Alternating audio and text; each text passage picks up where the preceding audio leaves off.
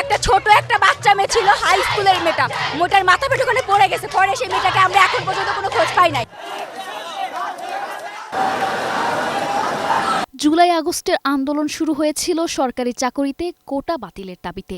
সেই দাবি ধীরে ধীরে রূপ নেয় সরকার পতনের কঠোর কর্মসূচিতে।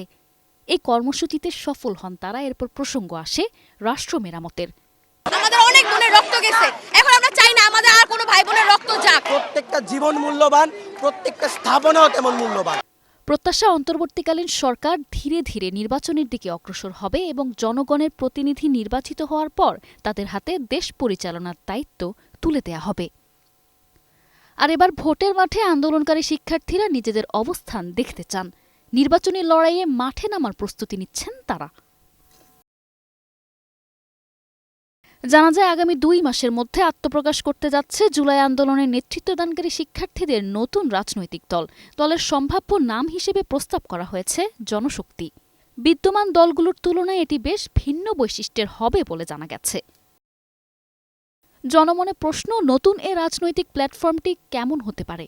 যদিও ছাত্রনেতারা বলছেন তারা এতদিনের প্রচলিত রাজনীতির ধারা থেকে এবার আলাদা কিছু উপস্থাপন করবেন।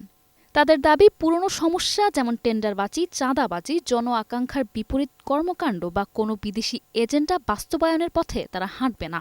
তারা কাজের মাধ্যমে প্রমাণ দেবে।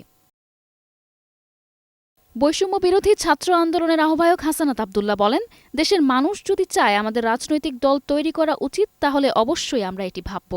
আর এই নতুন দলে পাবলিক বিশ্ববিদ্যালয়ের পাশাপাশি যুক্ত হবেন প্রাইভেট বিশ্ববিদ্যালয়ের শিক্ষার্থীরাও। আসছে সংসদ নির্বাচনে অংশ নেওয়ার পরিকল্পনাও আছে তাদের। একমাত্র ওয়ালটন এসি দিচ্ছে 1 বছরের রিপ্লেসমেন্ট গ্যারান্টি।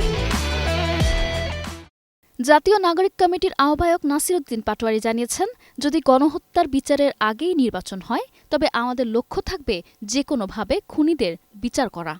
নির্বাচনের ভোটযুদ্ধে ফল যাই হোক, নিজেদের বিপ্লবী চেতনা ধরে রাখার অঙ্গীকার ছাত্রনেতাদের।